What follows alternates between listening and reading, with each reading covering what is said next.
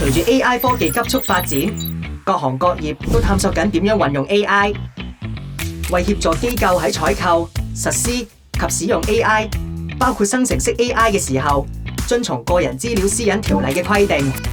個人資料私隱專員公署出版咗《人工智能個人資料保障模範框架》。模範框架按照一般業務流程，提供保障個人資料私隱同 AI 管治嘅建議及最佳行事常規，落地又實用，值得計劃要用 AI 嘅機構參考。等我同大家講解一下重點啦。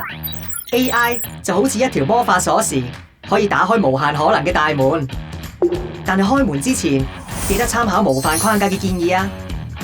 機構要先制定 AI 策略，奠定合規、負責任地使用 AI 嘅基礎，跟住就要揀 AI 供應商，要兼顧技術、功能同安全，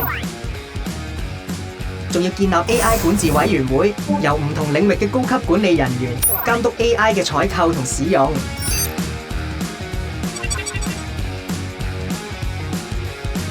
AI 雖然強大，但亦帶來唔少風險。機構應採取風險為本策略，識別 AI 系統嘅風險程度。如果風險高，就用人在環中模式，喺 AI 決策過程中保留控制權。如果風險低，就用人在環外策略，等 AI 作出決策。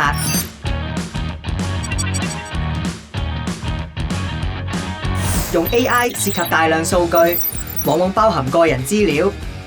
機構喺定製及使用 AI 模型時，應盡量減少個人資料嘅數量，減低私隱風險。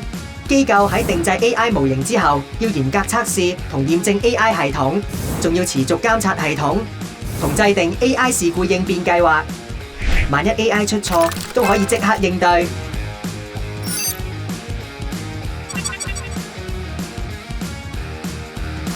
開始咗使用 AI，都唔好放手唔理啊！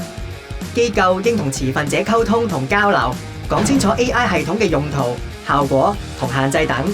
私隱專員公署提你 ，AI 可以帶來無限可能，但要跟住模範框架，安全同負責任咁使用 AI，好好保護個人資料私隱，先係真正善用科技去提升業務。